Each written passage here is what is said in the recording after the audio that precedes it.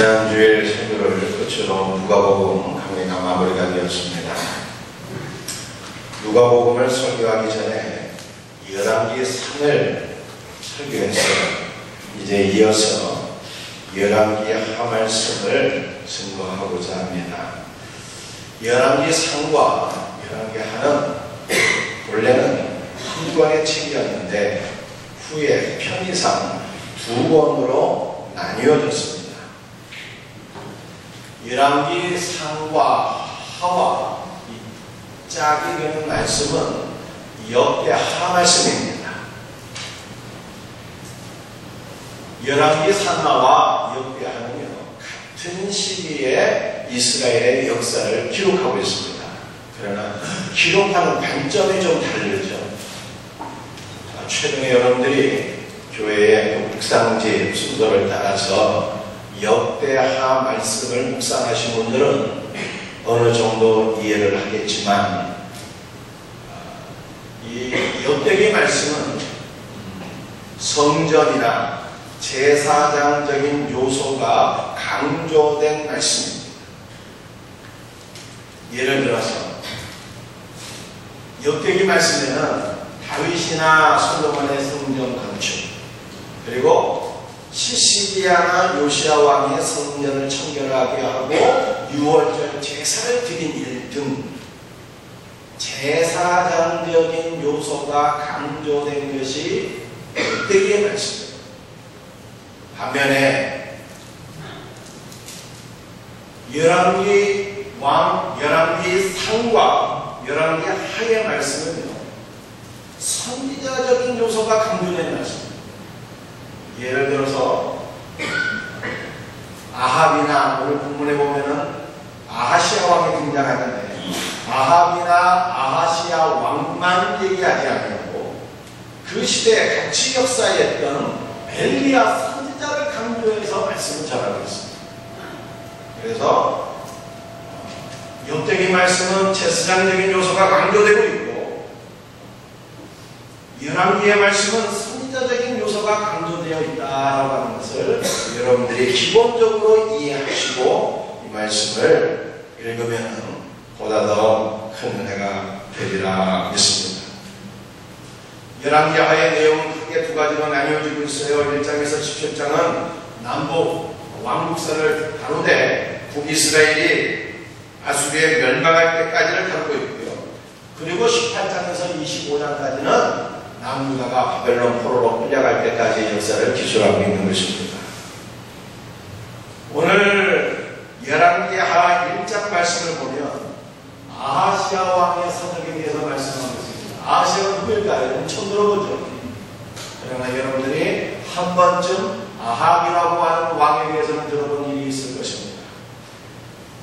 그 유명한 아합왕, 우상 숭배를 기가 막히게 잘했던 아합왕의 아들이 아하시아.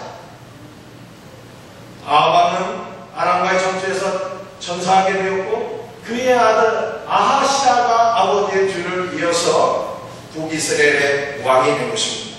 그런데 아하시아의 아버지 아합왕이 죽었을 때에 그의 죽음은 적지 않게 큰 영향을 미치게 되었습니다. 아합이 죽게 되었을 때 어떤 일이 일어났을까요? 오늘 본문 말씀 1절을 보세요. 1절에 이렇게 나와 있습니다. 아합이 죽은 후에 모압이 이스라엘을 배반하였더라. 여러분들 모압이라고 하는 나라가 어디에 있습니까? 모압이라고 하는 나라에 대해서 들어본 일이 있습니까? 여러분들 한번 이 스크린 한번 주목해 보세요. 제가 모압이 어떤 나라인가를 먼저 여러분들에게 잠깐 설명해 드리고자 합니다.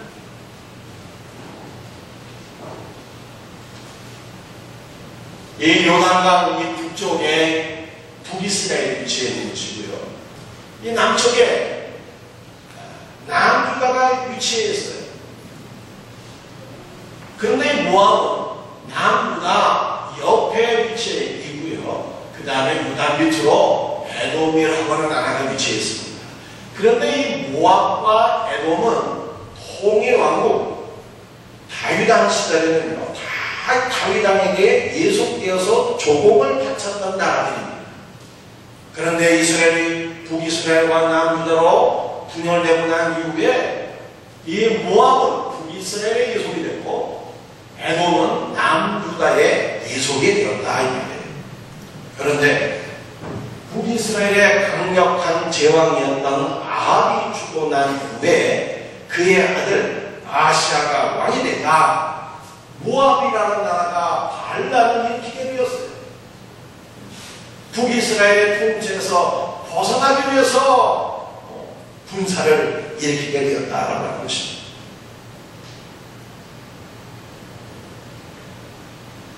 북이스라엘의 통치에서 벗어나기 위해서 반란을 일으켰던 이 모압은 어떤 나라입니까? 제가 여러분들에게 모압에 대해서 설명을 드리면서 오늘 첫 번째 말씀을 나누고자 하는 것입니다. 소돔과 고모라 성이 타락으로 인해서 하나님의 불심판을 받게 되었습니다. 그때 소돔성에 살고 있었던 롯이 두 딸을 데리고 산으로 피신을 하게 되었습니다.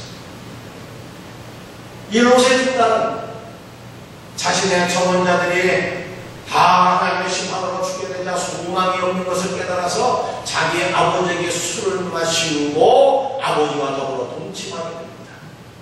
그래서 큰딸이 아버지와의 관계를 맺고 임신하여 아들을 낳으니 그 아들의 이름이 모압이에요. 그리고 그 아들이 이후에 모압 족속의 조상이 되었다. 둘째 딸 아버지와 관계를 맺고 임신을 해서 아들을 낳으니 그 둘째 딸이 낳은 아들의 이름이 베나미인데 그 베나미가 나중에 암몬 족속의 조상이 된 것입니다. 따라서 이 모압의 탄생은 처음부터 정상적인 부부관계에서 비롯된 것이 아니었어요. 모압의 탄생은 정상적인 부부관계에서 이루어진 것이 아니었기 때문에 하나님의 은혜와 축복 속에 거하지 못하게 되었다 하는 것입니다. 그 이후 모압의 후손들은 하나님과 사람 앞에 숱한 죄를 범하게 됩니다. 이 모압 족속은 몰렉과 금오수 신을 숭배함으로써 하나님 앞에 우상 숭배의 죄를 범하게 됩니다. 자기의 아들과 딸들을 신들에게 분살라 바치는 하나님께서 너무나도 혐오스럽게 생각하시는 일들을 자행하게 됩니다. 하나님 앞에만 죄를 짓는 것이 아니라 자기의 형제 국가인 이스라엘을 막 끊임없이 대적하고 괴롭히는 죄를 범하게 됩니다. 이스라엘이 출애굽해서 가나안 땅에 들어가는데 모압 땅을 통과하는 것을 가로막았을 뿐만 아니라 그 당시 유명한 술사인 발람을 초대해서 모압 왕이 발람을 통해서 이스라엘을 저주하게 만들었고요. 또 사사시대에는 모압 왕 에글론이 여리고까지 침범해서 18년 동안 이스라엘을 압제한 바가 있습니다. 이 모압은 이스라엘의 형제 국가임에도 불구하고 이스라엘로부터 미워했어요. 너무나도 적대관계를 형성했습니다. 이스라엘의 망하기를 간절히 수용했어요. 그 결과가 어떻게 됐어요? 남을 축복해야지 자기도 복을 받게 되는데 하나님 앞에 우상숭배의 죄를 범하고 형제국가 망하기를 그렇게 바라고 수고했는데 그 결과 자기가 망하게 되었어요. 구약 성경 아모스서 9를 보게 되면은 우상숭배의 죄를 범하고 형제국가를 괴롭히고 멸망을 초래했던 이 모압 민족이 하나님의 심판을 받게 되었더라 하는 것을 성경이 말씀하고 있습니다. 여러분 우리가 이 모압 민족을 통해서 먼저 깨닫고 교훈받게 될 것이 있다 하는 것입니다. 그건 뭘까요? 정상적인 부부관계를 통해서 태어난 아이들이 하나님의 은혜와 보호와 축복을 받게 된다라고 하는 거예요.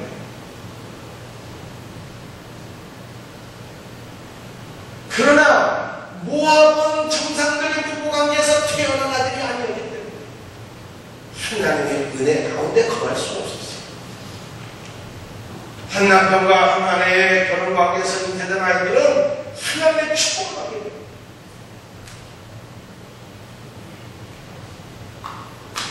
그러나 정상 관계 밖에서 잉태된 아이들, 하나님의 은혜와 축복을 경험할 수가 없어요. 그러니까 혼전 임신, 혼의 임신, 출산, 이거 하나님의 뜻이 아니에요. 창세기 1장 27절 28절 말씀 보면 하나님께서는 남자와 여자를 창조하시고 그들을 짝지어 주시고 축복을 주셨습니다. 생육하고 번성하여 땅에 충만하라고 말씀하셨어요. 그래서 남자와 여자가 결혼을 해서 가정을 이루고 자녀를 낳는 것은 하나님께서 기뻐하시는 일이고 이것은 하나님의 명령입니다. 우리가 믿음 안에서 가정을 이루고 생육하게 되었을 때, 번성하게 되었을 때 하나님께서 그 가정을 축복하시고 그 자녀들을 축복하시고 그들을 통해서 하나님의 나라를 이루시고 하나님 영광 받으시는 것을 믿으시기를 바랍니다. 사랑하는 성도들, 여러분이 정상적인 부부관계를 이루고 자녀를 출산하게 되면요, 그 자녀는 반드시 하나님의 은혜 가운데 거하게 됩니다. 그걸 믿어야 돼요. 예수님의 어린 시절 누가복음 2장 말씀을 보니까 아이가 자라며 강화해지고 하나님의 은혜가 그 아이 위에 머물러 있더라, 이렇게 말씀합니다. 예수님 위에만 하나님의 은혜가 머무는 게 아니에요. 정상적인 부부관계에서 아이를 임신하고 아이를 출산하게 되면요, 하나님의 은혜와 축복이 그 아이 위에 머무는 거예요. 그러므로 여러분의 가정의 자녀들이 지금 어떤 형편이 있는지, 지금 사춘기를 통과하면서 부모님 속을 쏟으며 혹은 인생의 길에서 방황하고 있을지라도 여러분들 하나님의 축복을 의심하지 말기를 바랍니다. 여러분이 믿음 안에 있고 정상적인 부부관계에서 태어난 아이들 하나님께서 책임져 주십니다.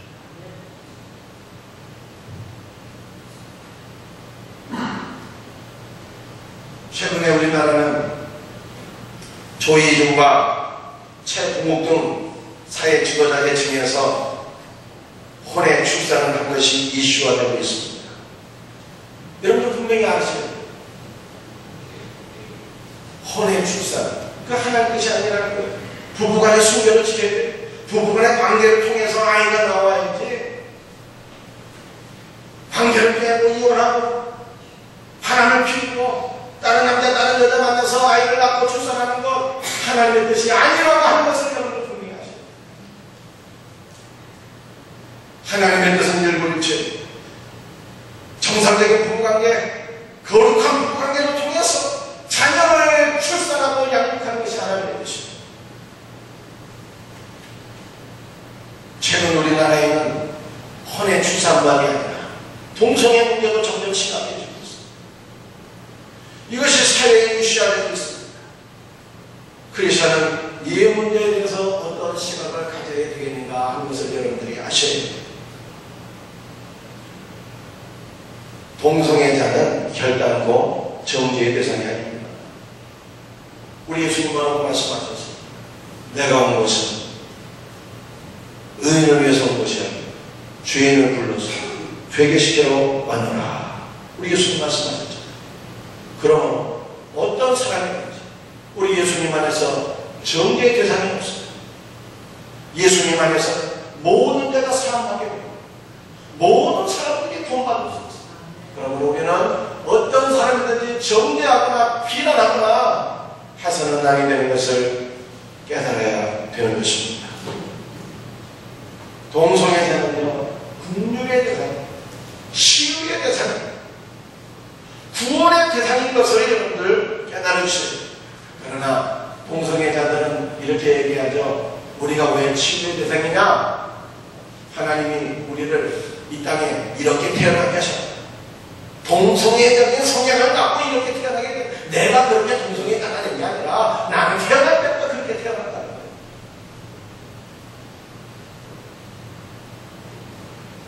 그러나 하나님께서는요, 사람을 어떻게 창조하셨어요? 중간을 만들지 않으셨어요. 남자를 창조하시고 여자를 창조하시고 남자와 여자가 이 성간에 서로 끌리게 하시고 결혼하게 하시고 그들의 관계를 통해서 출산하고 양육하여 생육하고 번성하여 이 땅에 충만하게 하시고, 결국 우리 하나님은 남자끼리 결혼하고 여자끼리 결혼하고 그래서 아이를 출산하고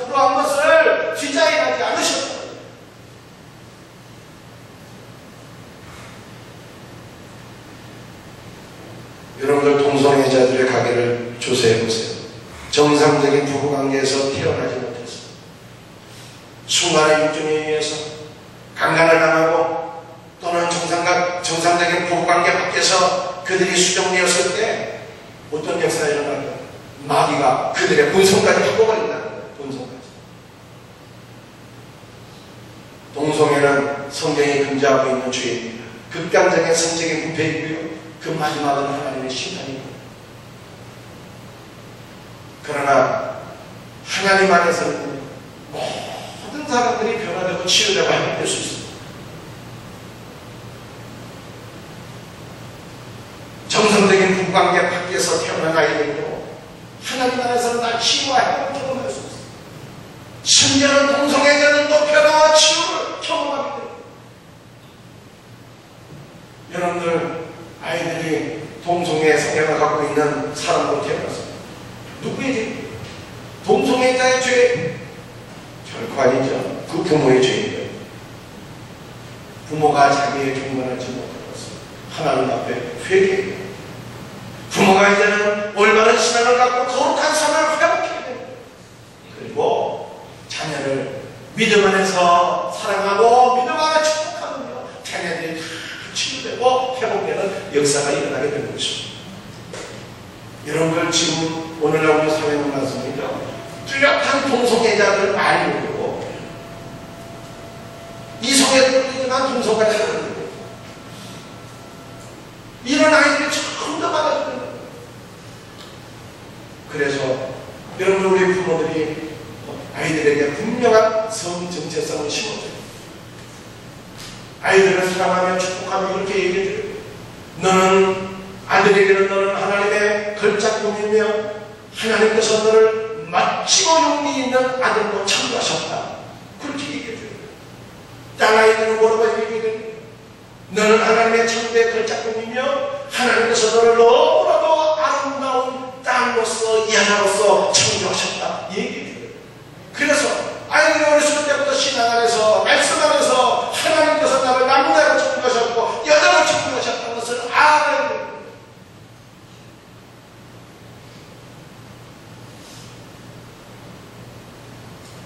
사랑하는 성도들이요, 여기 우리 학생들도 있고 청년들도 있고 또 우리 부모님들 다시 한번 더 명확히 하시죠. 우리가 장차 아이들을 어떻게 양육해야 됩니까? 우리 청년들 학생들 내가 장차 어떻게 결혼 생활을 해야 됩니까? 혼전 임신 안 되고 혼외 임신 안 되고 그것은 하나님의 뜻이 아니고 믿음의 배우자를 만나서 순결을 지키고 믿음의 가정을 이루고 그 안에서 생육하고 번성하여 이 땅에 충만한 것이 하나님의 뜻인 것을 믿었습니다. 저와 여러분의 자녀들이 우리 모든 청년들과 학생들이 이와 같은 은혜와 축복을 경험하게 되기를 주 예수의 이름으로 축복합니다.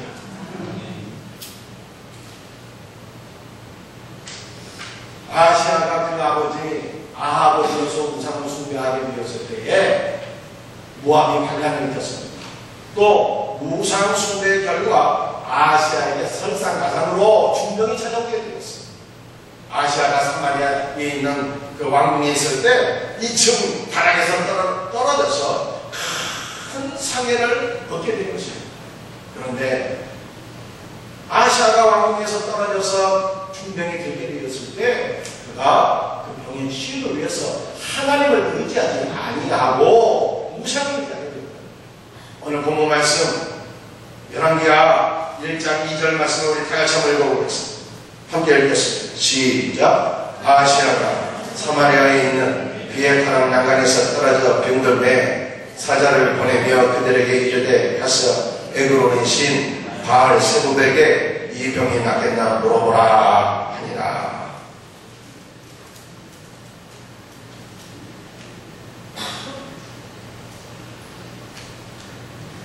아시아는 자신에게 중병이 오게 되었을 때 왜 나의 삶에 이러한 인생의 위기가 왔는가? 왜 이렇게 중병이 오게 되었는가? 그 이유를 깨닫고 하나님 앞에 우상 숭배의 죄를 깨달으며 회개해야 되는데 회개하지 않았습니다. 아하시아는 자기 인생에 위기가 닥쳐오고 중병이 오게 되었을 때에 살아계신 하나님을 의지하고 하나님께 회개하며 하나님을 간절히 찾고 구해야 되는데, 하나님을 찾고 구하는 것이 아니라 우상을 찾고 우상을 의지하게 된다. 에그론의 신 바알세복을 찾고 우상에게 자기의 질병의 치료를 맡기게 됩니다. 여러분들, 에그론의 신 바알세복이 어떤 신입니까? 에그론은요, 여러분이 알고 있는 나라 블레셋의 한 지방입니다. 블레셋의 지방. 그래서 에그론의 신 이 바알세복이다 하는 것은 블레셋의 신 바알세복이라는 거예요. 바알세복은 어떠한 신인가 하면 바알 플러스 세복인데, 이 바알이라고 하는 것은 주라고 하는 의미가 있고 세복이라고 하는 것은 팔이라고 하는 의미가 있어요. 그래서 바알세복은 팔의 주라, 팔의 왕이다, 그런 뜻입니다. 이 바알세복이 신약 성경에서는 바알세불로 표현된 거예요. 이 바알세불은 귀신의 왕이다, 마귀다, 사탄이다, 그런 뜻인 것입니다. 그래서 여러분들이 아하시아는 자기가 중병에 걸리고 인생의 위기에 직면하게 되었을 때 우상숭배의 죄를 회개하고 하나님을 깨로 돌아가서 하나님께 기도해야 되는데, 자기의 죄를 깨닫지 못하고 회개하지 못하고 오히려 다 우상을 의지하게 되었다는 거예요. 귀신들의 왕을 의지하고 사탄을 의지하게 되었다고 하는 것입니다.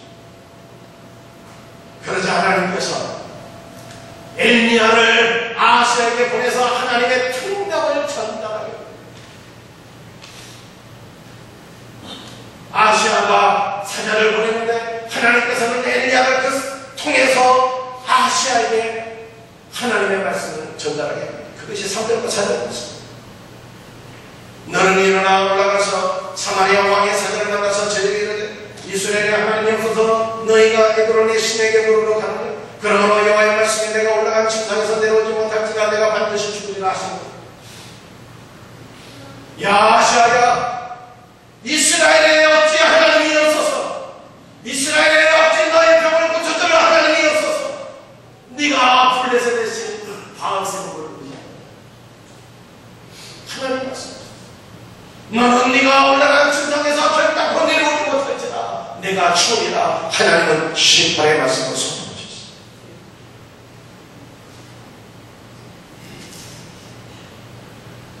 여러분들, 이때 하나님의 심판의 말씀을 들으는데, 이때라도 아하시아가 말씀드려 자신의 죄를 깨닫고 하나님 앞에 회개해서 못하죠. 그러나 아하시아가 말씀드려 하나님의 말씀 앞에 내가 왜 죽어? 내가 의지하는 바알세복이, 내가 의지하는 신이 나를 보내줄 거야. 그걸 생각하면서 더 하나님을 대적하게 되었습니다. 하나님의 말씀 앞에 회개하기는커녕 심령이 더 깜빡해지고 심령이 더 교만해져서 하나님을 대적하게 됩니다. 아하시아가 엘리야가 선포하는 하나님의 말씀을 듣고 어떠한 반응을 하게 됩니다. 50부장을 엘리야에게, 50명의 군사를 엘리야에게 보냅니다. 그리고 엘리야를 잡아라 명령을 하게 됩니다. 그래서 50부장이 말씀이죠. 군사 50명을 데리고 엘리야에게 찾아가서 얘기하게 되죠. 오늘 본문 말씀을 보니까 9절에 이렇게 말씀하고 있어요. 9절 하반절을 보니까 50부장이 엘리야에게 말합니다. 하나님의 사람이여, 왕이 내려오라 하셨나니. 여러분들 한글 성경은 번역이 굉장히 예의 바르게 공손하게 그렇게 번역이 됐는데, 영어 성경을 보니까 이런 표현이 아주 유력적인 명령적입니다. Come down, 내려와라, 지금 당장 내려와라. 하나님의 사람에게 위협하며 왕의 명령을 선포했다라고 하는 것입니다. 여러분들, 이러한 것이 무엇이? 지금 당장 내려오지 않은 것을 분사해 들어가는 겁니다. 이러한 모든 것들이 아하시아는 끝까지 하나님께서 주신 회개의 기회를 도우고 더욱더 심령이 강팍해지고 교만해져서 하나님의 말씀 앞에 회개치 않냐고 하나님을 대적하고 엘리야를 대적하게 되었다. 그래서 오늘 말씀을 통해서 두 번째 깨닫게 돼요. 회개가 살 길인데 하나님께서 선택하지 않은 영혼은요, 끝까지 심령이 강팍해져서 회개를 거부한다. 아시겠습니까? 회개가 우리가 살 길인데 선택받지 못한 영혼들은 끝까지 하나님의 손길을 거부한다. 이게 특징이다. 바로가 그랬어요. 거듭되는 죄악 앞에 이스라엘을 내보내기로 약속했지만은 재앙이 그치면은 심령에 더 강하게 돼서 하나님을 더욱더 대적할 만했다. 어떤 목사님이 전도사 시절부터 단독 목회를 했어요. 그러던 중에 지붕에서 떨어져서 하반신이 마비가 된 사람을 만났고 그 사람을 전도하게 됐어요. 그 사람을 하나님 앞으로 인도하기 위해서 이 전도사님 무진년을 썼습니다. 병원에서 호스피스 생활을 6개월 동안이나 했다는 거예요. 그런데 그 사람의 상태는 점점 악화가 되어서 임종의 시간이 다가왔습니다. 전도사님은 환자의 마지막 하는 길에 예수 믿고 구원받으라고 천국 복음을 증거했지만 이 환자의 심령은 강박하기만 해서 천국 복음을 듣게 되었습니다. 예수님 믿고 천국 가라고 축복해주고 기도해주고 복음을 들을 때마다 머리를 돌리고 외면하게 되었다는 거예요. 그런데 그 환자의 마지막 임종의 순간에 목사님의 영안이 전도사님의 영안이 열리게 되었어요. 귀신들이 와서 복음을 거부한 그 사람의 영혼을 질질 끌고 지옥으로 갑니다. 이 사람은 너무나도 무섭고 떨려서 발버둥을 치지만 귀신들이 그냥 떼거지로 몰려가고 그 영혼을 지옥으로 끌고 가는 그 모습을 보게 되었다는 거예요. 그러면서 이 목사님이 깨닫게 되었어요. 야, 회개는 아무나 하는 게 아니구나. 예수님을 믿는 것은 아무나 믿는 것이 아니구나. 하나님께서 선택해 주신 자, 하나님께서 은혜 주시기로 작정된 자들만 회개하고 예수를 믿는 것이구나 깨닫게 됩니다.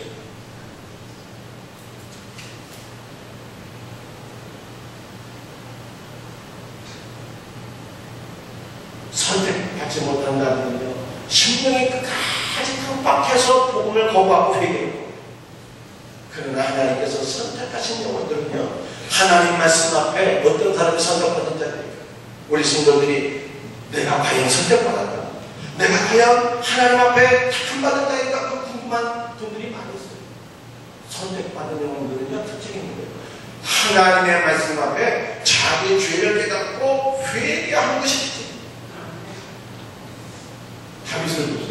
다윗이 살인죄였습니다. 가늠죄였습니다. 그러나 선지자 나단이 찾아와서 하나님의 말씀을 전하게 되었을 때 그 말씀 앞에 무너져서 무릎 꿇고 하나님 앞에 회개하게 되었습니다.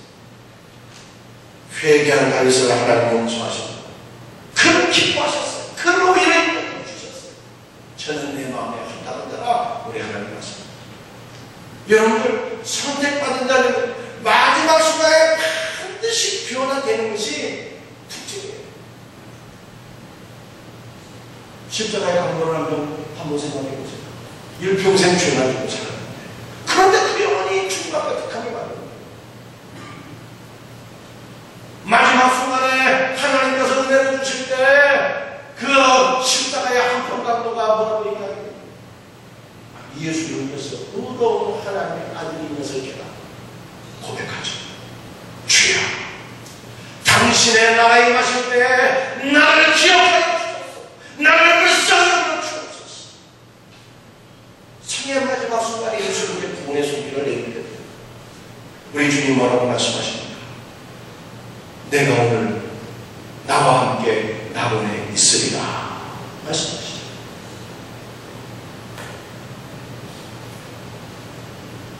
여러분들 예수님 믿지 않고 죽는 자들은요, 귀신이 무서워서 팔굽혀 차는 거예요. 마지막 하는 모습이요 살아가잖아요. 그러나 예수님을 믿는 영혼들, 천국 천사가 그 손을 붙잡고 하나님 나라를 이끌고 거예요. 그래서 마지막 하는 모습이 너무도 평안한 거예요. 선택받은 자는 인생의 마지막 순간에서라도 회개하고 예수님 믿고 구원받아요. 그러나 선택받지 못한 자, 어느 공간에 나타나는 아시아 같은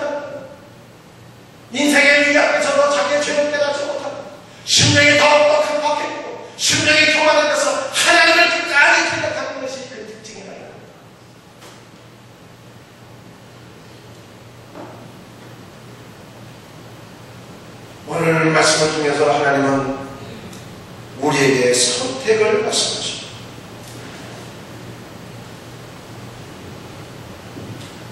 인생의 위기 앞에 내 삶을 돌이켜보며 겸손한 마음으로 회개할 것인가? 아니면 끝까지 신명에 강박해지고 교만해져서 회개하기를 거부할 것인가? 둘 중에 하나 선택하는 거예요. 여러분의 선택은 무엇입니까? 시편 33편 18절에 이렇게 말씀하고 있습니다. 여호와는 마음이 상한 자에게 가까이 하시고 중심에 통해하는 자를 구원하시는구나. 중심에 통해하는 자를 구원하시는. 이게 무슨 말입니까? 회개가 살길이라 이 뜻이에요.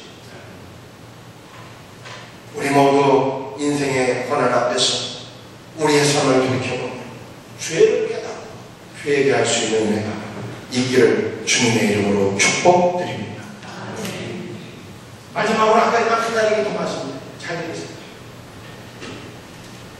아시아가 엘리야를 찾기 위해서 50부장과 군사 50명을 보냈습니다.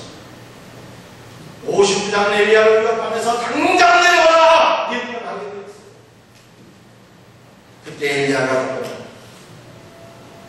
내가 만일 하나님의 사람이라면 하늘에서 불이 떨어져서 너희를 다 삼켜버릴 것이다. 이 말 떨어질 때 무섭게 하늘에서 불이 내려와서 50부장과 그 군사들은 다 불살라버렸다는 거예요. 그리고 동일한 사건이 또 반복이 되었습니다. 하나님은 두 명의 50부장과 100명의 군사들을 심판하시는 일들을 통해서 하나님만이 인생의 생사와 화복을 주관하시는 참 신이시며 또한 엘리야가 하나님의 거룩한 종인 것을 말씀하십니다. 그런데 아시아 왕이 세 번째 50부장과 50명의 군사를 보냈습니다. 그런데 이 세 번째 50부장은요, 이 전에 50부장과는 달랐습니다. 그는 하나님을 경외하는 사람이었어요. 그는 심히 겸손한 마음으로 엘리야에게 간청하게 되었습니다. 엘리야에게 무릎을 꿇고 강구했습니다. 하나님의 사람이여, 원하건대 나의 생명과 당신의 종인 이 50명의 생명을 당신은 귀히 여기소서. 그때 하나님께서 엘리야에게 말씀하십니다. 엘리야야, 너는 두려워하지 말고 이 50부장의 말을 듣고 아시아에게 찾아가서 하나님의 말씀을 배워라. 그래서 세 번째 50부장을 따라서 엘리야가 아시아 왕에게 찾아갑니다. 그리고 그 아시아에게 하나님의 말씀을 배워라. 아시아, 너는 어찌하여 이스라엘의 하나님이 계시건만 블레셋의 신을 의지한다. 내가 올라간 침상에서 다시 내려오지 못할지라 너는 반드시 죽는다. 하나님의 말씀을 들어라. 그 하나님의 말씀을 따라서 아시아가 죽였다. 오늘 이 말씀을 통해서 우리가 다시 한번 깨닫게 됩니다. 하나님의 말씀은 힘이 있고 가치가 있습니다. 하나님은 능력 있는 말씀으로 온 세상을 주관하시고 다스리시는 만왕의 왕이 되시고 만주의 주가 되시는 거예요. 하나님은 살아계신 참된 신이신 것을 그 말씀의 능력을 통해서 우리에게 보여주십니다. 하나님은 개인의 생사와 민족의 흥망성쇠를 주관하시는 유일하신 하나님인 것을 믿으시는 겁니다. 하나님 외에 다른 신이 없다는 거예요. 사랑하는 신들, 여러분들 책임지세요. 하나님 외에 이 땅에 다른 신이 없는 것을 믿으시기 바랍니다. 여러분들 이 땅에 종교가 무지무지하게 많이 있습니다. 수십 가지 종교가 있어요. 그러나 신은 딱 둘만 있어요. 살아계신 하나님 그리고 원수 마귀 딱 둘만 있습니다. 그런데 문제는요, 우리 하나님은 살리는 영이에요. 우리 하나님은 생명의 영이에요. 우리 하나님은 은혜와 축복의 영이에요. 그러나 원수 마귀는 사망과 천고와 멸망의 영이라고 하는 것입니다. 그러므로 우리는 또한 선택해야 돼요.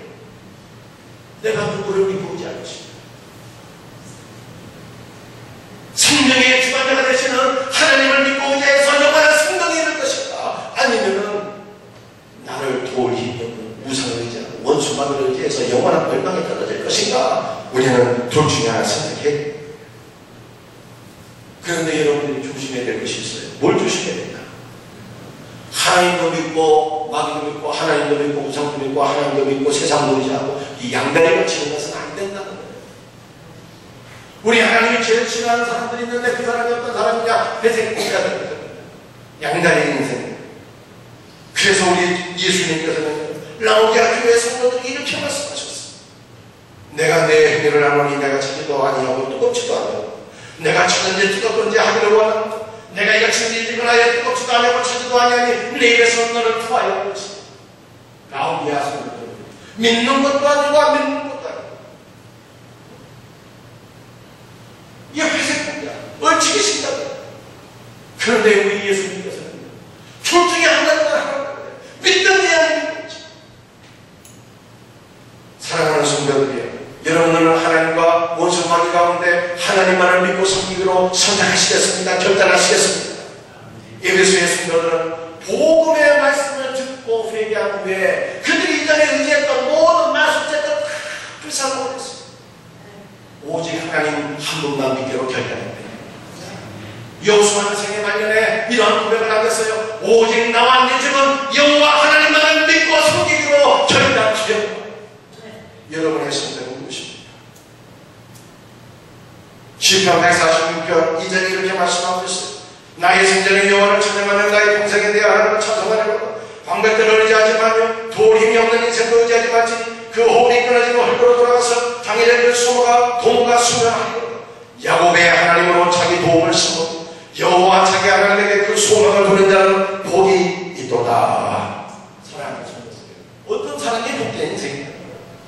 사람을 의지하거나 도울 힘이 없는 우상을 의지하거나 다른 신을 의지하는 것이 아니라 오직 하나님을 나의 도움으로 삼고 하나님만 의지하는 그 영혼이 복이다 이 말이에요. 사랑하는 성도들, 여러분들 제가 이 말을 할 때 여러분들 상처받지 마시고요. 올바른 우리의 믿음의 결단입니다. 추석 명절을 지냈는데 예수를 믿는다면서 아직도 조상친 문제를 해결하지 못하고 예수를 믿는다면서 아직도 조상친 제사를 문제를 해결하지 못하고 양다리가 지난 우리 성도들이 혹시라도 있다면 회개를 하시고 오직 하나님 한 분만을 믿고 섬기기로 결단하지 않으시겠습니까? 이와 같은 은혜가 있기를 주님의 이름으로 축복드립니다. 사랑하는 성도들, 아시아나 말씀이죠. 모압이 팔다는 이유가 무엇이었습니까? 모압이 아시아에게 팔다의 깃발을 내건 이유가 무엇이었어요? 무상수. 아시아 인생의 중동이 찾아온 이유가 무엇이었어요? 무상수. 끝까지 회개를 거부하고 우상을 의지하게 됐을 때 하나님께서 징계의 심판을 내리셨다. 그러므로 오늘 본문을 통해서 하나님 우리에게 말씀하고 말씀하셨습니다. 우리가 살 길이 무엇이냐? 회개하고 하나님 한 분만을 믿고 의지하는 것이 우리가 살 길이라 했고요. 이와 같은 은혜가 저와 여러분에게 있기를 주님의 이름으로 축복드립니다. 우리 다 같이 일어나셔서 찬송하시고 기도하시겠습니다.